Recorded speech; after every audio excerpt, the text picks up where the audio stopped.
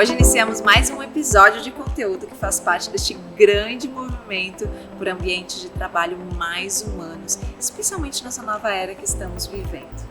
Para quem não me conhece, eu sou a Priscila Benck, sou arquiteta e me especializei em arquitetura corporativa na Alemanha, onde eu obtive algumas certificações, entre elas a de Quality Office Consultant, então eu sou consultora de qualidade em escritórios, e também, juntamente no Bureau Academy, eu fechei uma parceria e desde 2016 eu ministro os cursos deles aqui no Brasil, formando mais arquitetos e designers como especialistas em ambientes corporativos. Mas eu confesso para vocês que além da minha paixão por ambientes de trabalho, eu também sou apaixonada por pessoas. E na verdade eu não consigo mais desconectar uma coisa com a outra. Afinal, a gente projeta para o ser humano.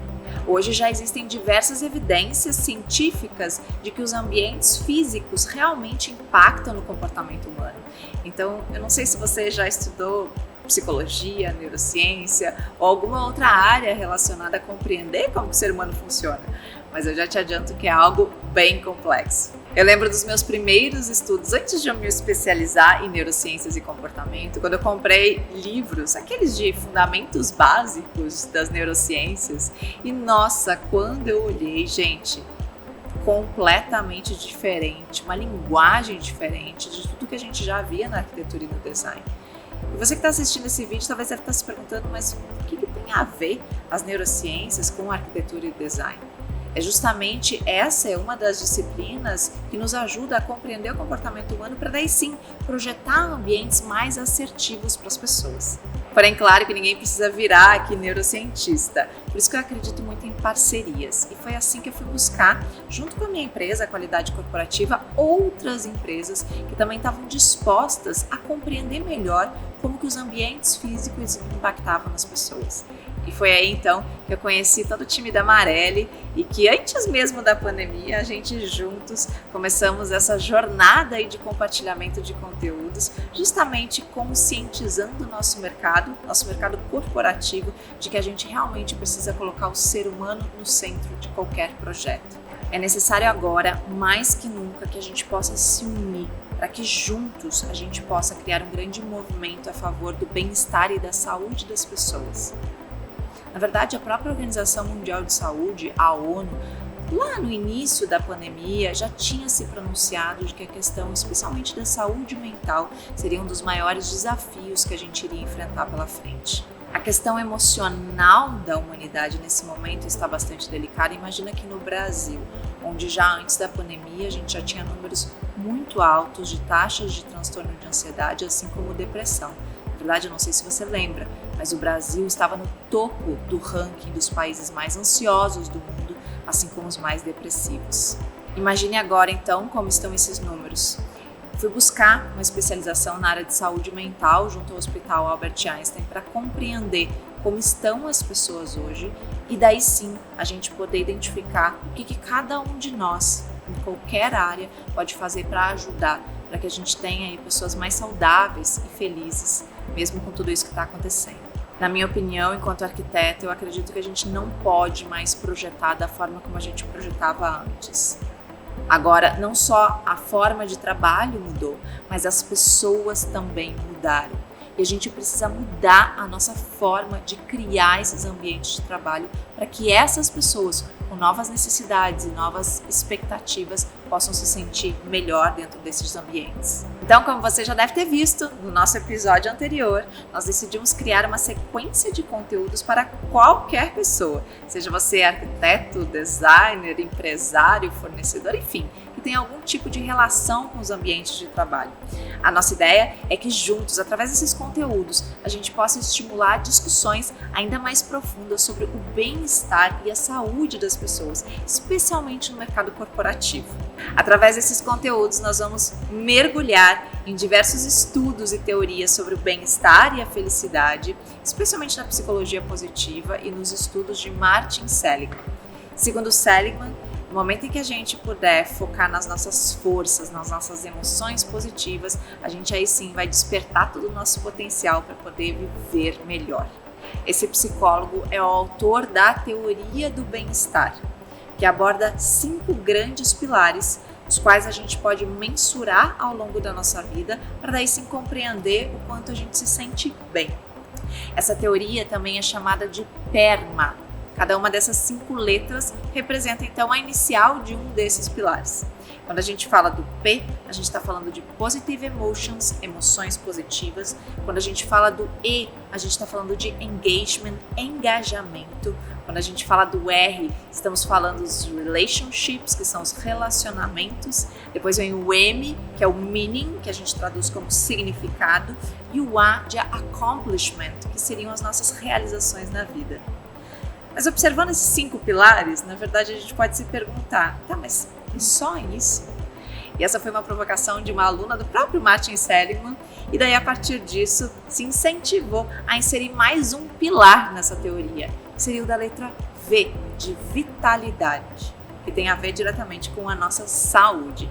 Segundo Seligman, se a gente conseguir desenvolver então esses pilares, a gente vai aumentar a nossa capacidade de florescimento, termo que o próprio autor utiliza para descrever aqueles adultos saudáveis, ou seja, que eles têm ausência de doenças e também promovem a saúde.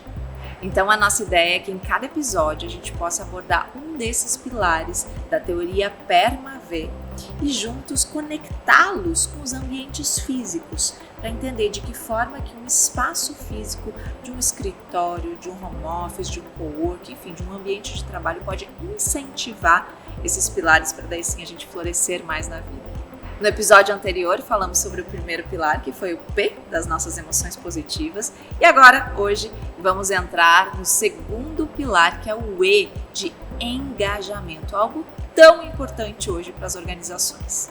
Lembrando que cada episódio ele é dividido em 3 partes. Uma primeira parte é essa que você está assistindo, onde eu vou trazer muitas questões teóricas que são fundamentais para a gente entender o porquê depois colocar todo esse conteúdo em prática.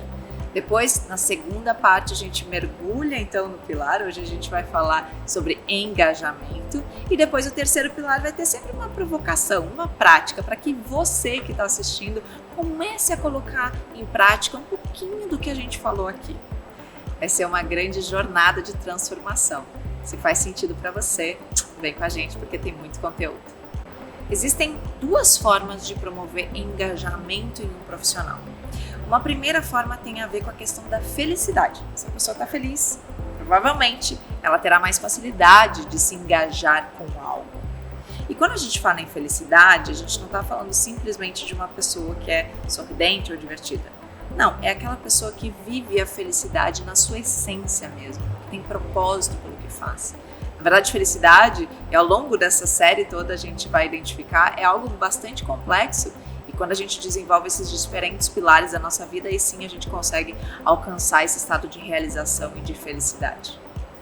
Mas existe uma outra forma também, uma segunda maneira de estimular o engajamento numa pessoa.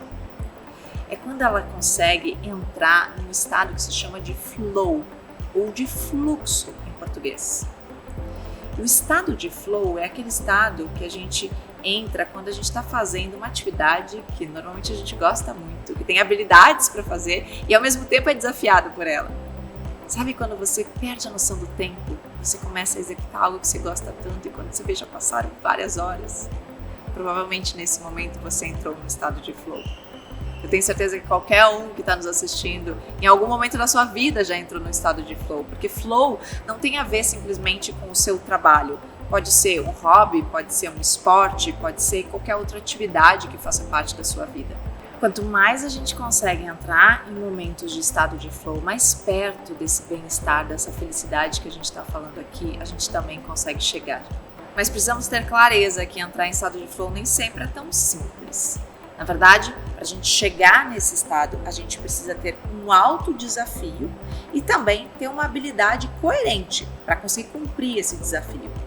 Se eu tenho um desafio muito alto, mas eu não tenho uma habilidade suficiente para alcançar esse desafio, o que acontece? Eu fico ansioso, não entro em estado de flow. Se eu tenho muita habilidade e baixo desafio, o que acontece? Eu fico relaxado, também não entro em estado de flow.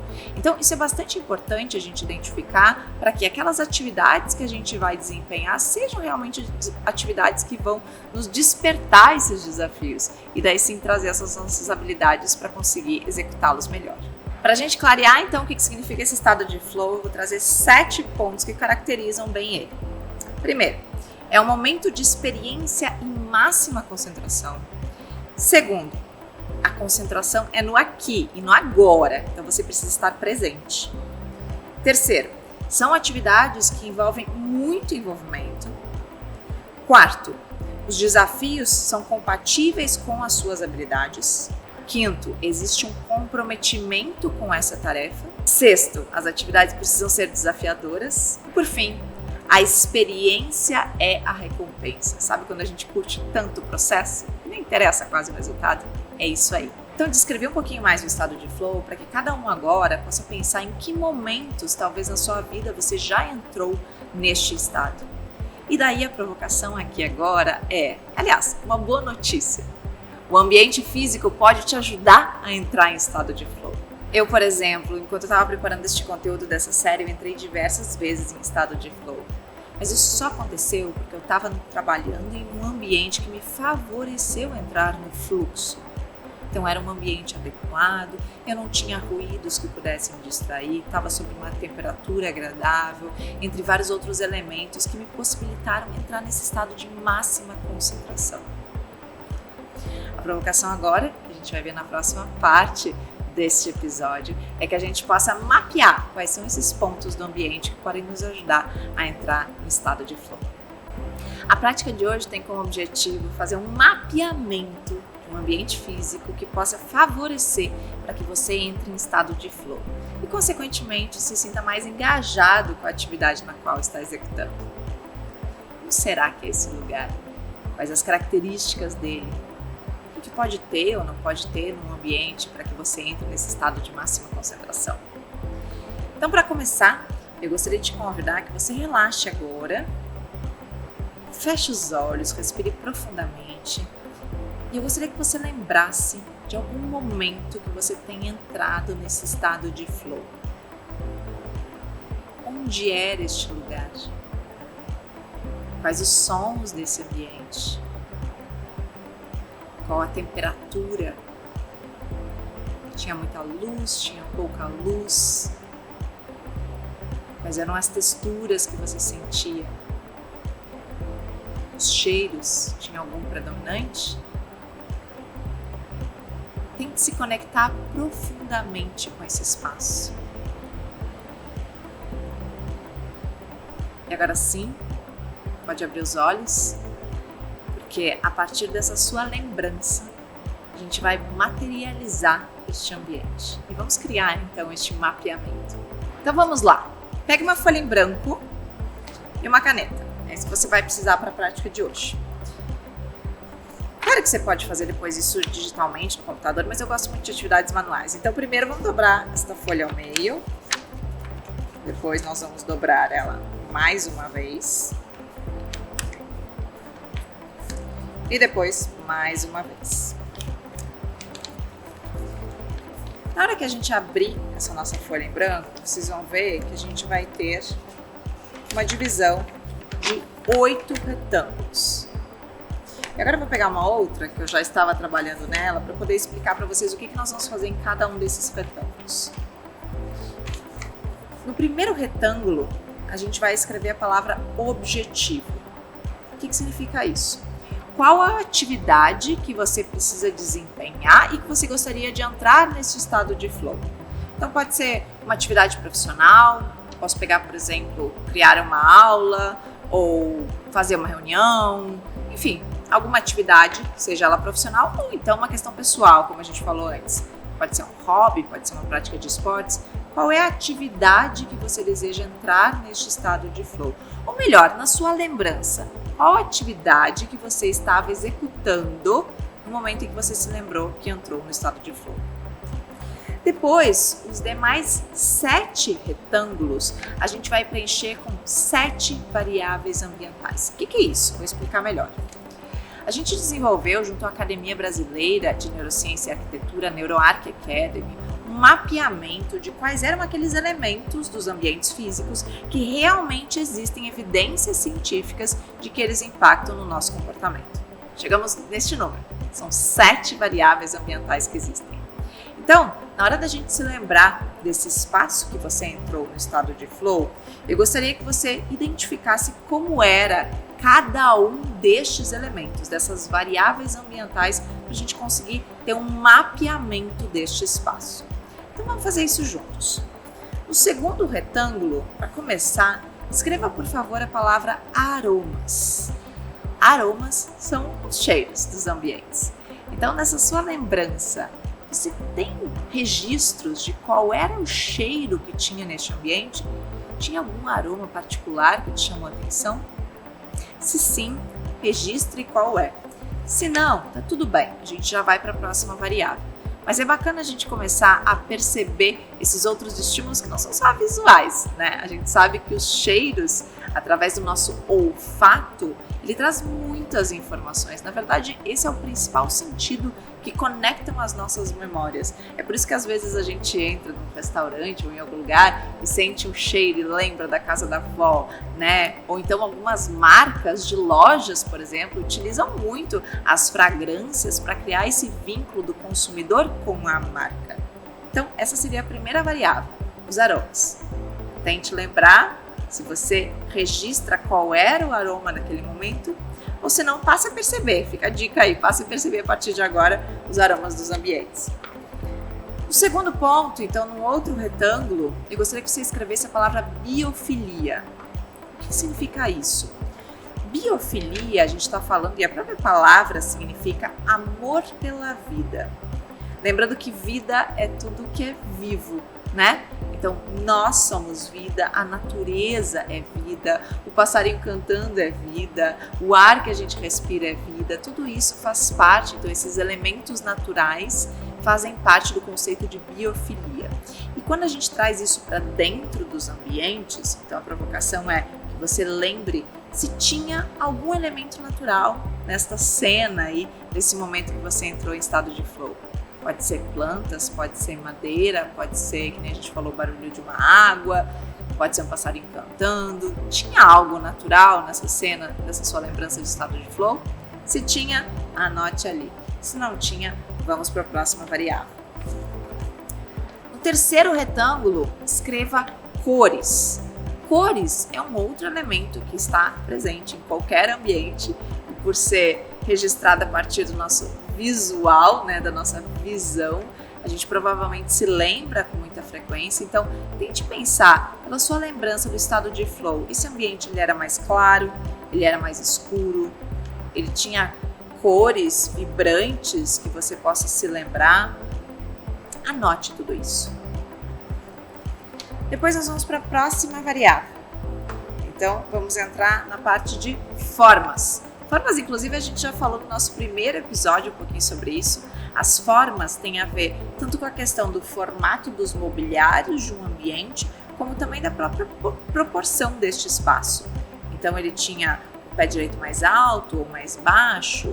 Como é que era o formato desse ambiente? Você consegue lembrar? Se sim, anote.